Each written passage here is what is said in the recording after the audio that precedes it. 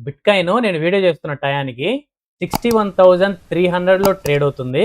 So, నిన్న ఈ night India టైమ్‌లో 59,000కి అయితే కిందకి డ్రాప్ అయింది.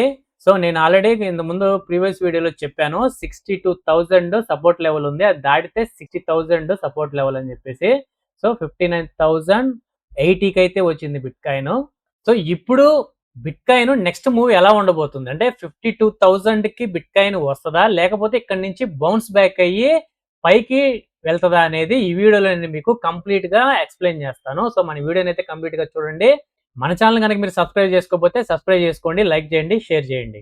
సో, బిట్‌కాయిన్ ఇప్పుడు ప్రెజెంట్ 61,300లో ట్రేడ్ అవుతుంది. సో, ఇది వచ్చేసి డైలీ క్యాండిల్ చార్ట్ అన్నమాట. సో, ఇది ఎప్పుడైతే సపోర్ట్ లెవెల్‌ని బ్రేక్ చేసి కిందకు వచ్చిందో నెక్స్ట్ మనకి వీక్లీ క్యాండిల్లో గనక చూసుకుంటే సపోర్ట్ లెవెల్ 56,000లో ఉంది. సో, అది కూడా బ్రేక్ అయ్యి కిందకు వచ్చిందంటే 52,000 అనమాట. సో, ప్రెజెంట్ అయితే పైన ఉన్నటువంటి సపోర్ట్ లెవెల్లోనే ఇంకా స్టేబుల్ గానే ఉంది. 61,000, 62,000లో ఒక సపోర్ట్ లెవెల్ ఉంది. బట్ అది నేను ఆల్రెడీ ఒక వీడియోలో చెప్పాను. డైలీ క్యాండిల్ గనక 60,000 అబోవ్ గనక క్లోజ్ అయితే కొంచెం పాజిటివ్‌గా ఉండడానికి అవకాశం ఉంటది అని. సో, అలాగే గ్రీన్‌లో అయితే క్లోజ్ అయింది. సో, కొంచెం పాజిటివ్‌గానే ఉంది. 61,300లో ట్రేడ్ అవుతుంది. బట్ ఇక్కడ నుంచి బౌన్స్ బ్యాక్ అయ్యి పైకెళ్తదా? లేకపోతే మళ్ళీ కిందకొస్తదా అనేది చూడాలి. ఎందుకంటే ఈరోజు సాటర్డే, రేపు సండే. సో, వీకెండ్ కాబట్టి లో లిక్విడిటీ ఉంటది. సో, లో లిక్విడిటీ ఉందంటే ఖచ్చితంగా ఎక్స్‌చేంజెస్ గాని, వేల్స్ గాని మానిప్యులేట్ చేయడానికి అవకాశం ఉంటదనమాట. సో, యూజర్స్ లిక్విడేషన్ అమౌంట్‌ని లిక్విడేట్ చేయడానికి. సో, ఇకపోతే ఫియర్ అండ్ గ్రీన్ ఇండెక్స్ చూసుకుంటే 12 ఉంది. సో, 12 అంటే చాలా తక్కువ. ఇక ఈటీఎఫ్లు చూసుకుంటే అవుట్‌ఫ్లోసే ఎళ్ళినాయి నిన్న ఫ్రైడే రోజు. దాదాపుగా $325 మిలియన్ వర్త్ ఆఫ్ బిట్‌కాయిన్‌లు అయితే అవుట్‌ఫ్లోస్ అయితే ఎళ్ళిపోయాయి. సో, లాస్ట్ వీక్‌లో ఒకే ఒక్క రోజు ఇన్‌ఫ్లోస్ కొంచెం వచ్చాయి. 743 బ్లాక్ రాక్ వాళ్ళు బై చేశారు. సో, దాదాపుగా చాలా మంది అయితే సెల్ చేశారు. ఒక బ్లాక్ రాక్ వాళ్ళే బై చేయటం వల్ల ఆ రోజు కొంచెం గ్రీన్‌లో చూపిందన్నమాట. హ్యూజ్ అమౌంట్ ఉండటం వల్ల సెల్ కంటే బై ఎక్కువగా ఉంది. సో, అందుకని చెప్పేసి అది ఒక్క రోజే కొంచెం గ్రీన్‌లో కనిపిస్తుంది. ఈ వారం ఎలా ఉంటుందో చూడాలి. So, next week CPI data and PPI data 2 కూడా రిలీజ్ అవుతున్నాయి. ఇక లిక్విడేషన్స్ చూసుకుంటే లాస్ట్ 24 అవర్స్‌లో $1.3 బిలియన్ వర్త్ ఆఫ్ యూఎస్డిటీ అయితే లిక్విడ్ అయిపోయింది. దాదాపుగా 2,70,000 మంది ట్రేడర్స్ అయితే లిక్విడేట్ అయిపోయారు. మీరు మార్కెట్ క్యాప్ చూసుకున్నారంటే 2.09 ట్రిలియన్, దాదాపుగా 4% అయితే మార్కెట్ క్యాప్ అయితే తగ్గింది. సో, అంత హ్యూజ్ అమౌంట్ నిన్న సెల్ ఆఫ్ అయితే జరిగిందనమాట. అది కాకుండా యుఎస్ స్టాక్ మార్కెట్ చూసుకుంటే నిన్న ఒక్కరోజే దాదాపుగా $2 ట్రిలియన్ వరకు వైపౌట్ అయిపోయిందనమాట మార్కెట్ క్యాప్ నుంచి. సో, అన్ని కూడా నెగిటివ్లోకి వెళ్ళిపోయాయి. S&P 500 కానీ, నాస్డాక్ 100 కానీ, NYSE కాంపోజిట్ కానీ అన్ని కూడా నెగిటివ్లోకి వెళ్ళిపోయాయి. ఒక్క S&P 500 VAX మాత్రమే కొంచెం పంప్ అయింది. డాలర్ ఇండెక్స్ చూసుకుంటే కొంచెం స్ట్రాంగ్గా ఉంది. సో, రిమైనింగ్ మొత్తం కూడా వచ్చేసి అన్ని కూడా డౌన్ అయిపోయాయి. బట్ యుఎస్ మార్కెట్ డౌన్ అయిందంటే ఒక అర్థం ఉంది. ఎందుకంటే లాస్ట్ 1 వీక్ 10 డేస్ నుంచి యుఎస్ మార్కెట్ చాలా బాగా పంప్ అయింది. సో, కొంచెం కరెక్షన్కి రావచ్చు నిన్న ఫ్రైడే రోజు కాబట్టి. బట్ బిట్‌కాయిన్ అయితే ఇంతవరకు పంపే అవ్వలేదు. బట్ కిందకైతే రావడం అయితే జరుగుతుంది. ఇది కేవలం పూర్తిగా మ్యానిపులేషన్ అనే చెప్పుకోవచ్చు. ఎందుకంటే యుద్ధం అనేది కంటిన్యూ అవుతుంది. అది కాదనట్లేదు.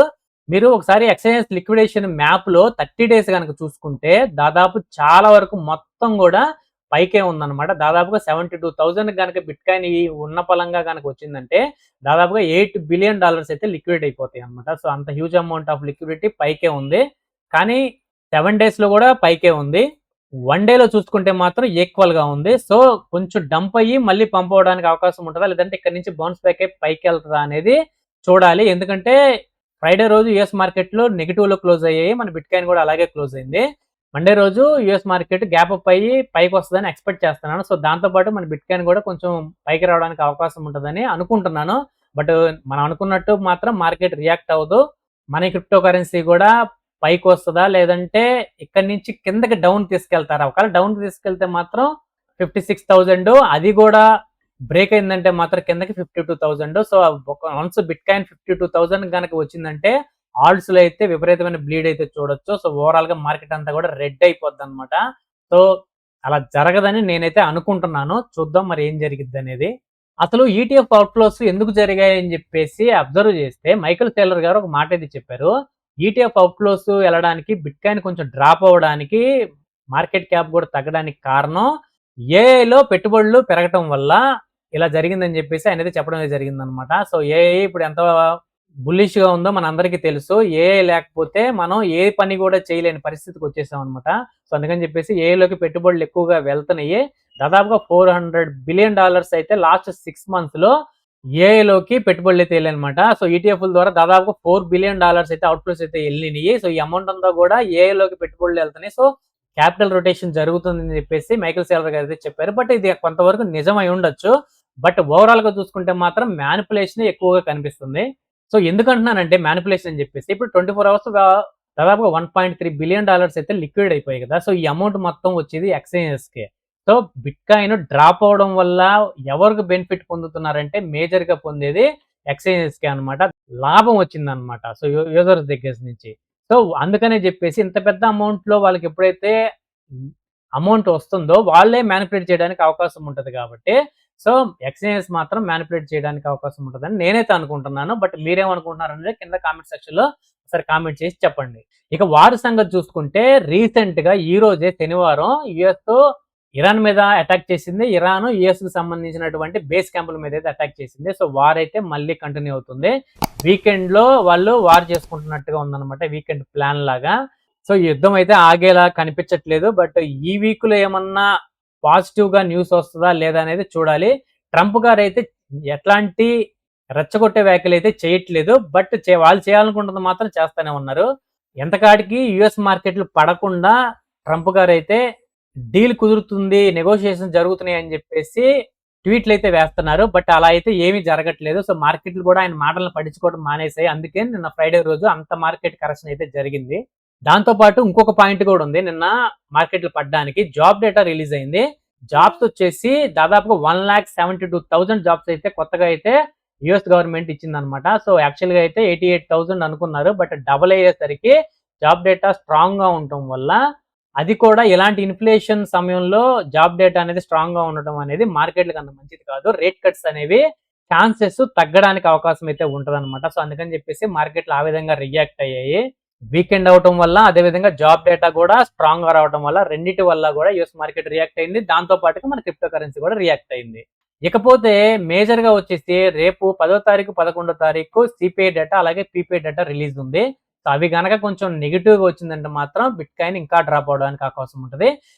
యుఎస్ మార్కెట్లు కూడా రియాక్ట్ అవడానికి అవకాశాలు ఉంటాయి. 17th 18th వచ్చేసి రేట్ కట్ డెసిషన్ అయితే ఉండబోతుంది అనమాట. సో ఆ రోజున రేట్ కట్స్ ఉంటాయా, అన్చేంజ్డా లేకపోతే హైక్ చేస్తారా అనేది అది కూడా చాలా important. So next coming 10 days to 15 days అనేది చాలా క్రూషియల్ గా ఉండబోతుంది.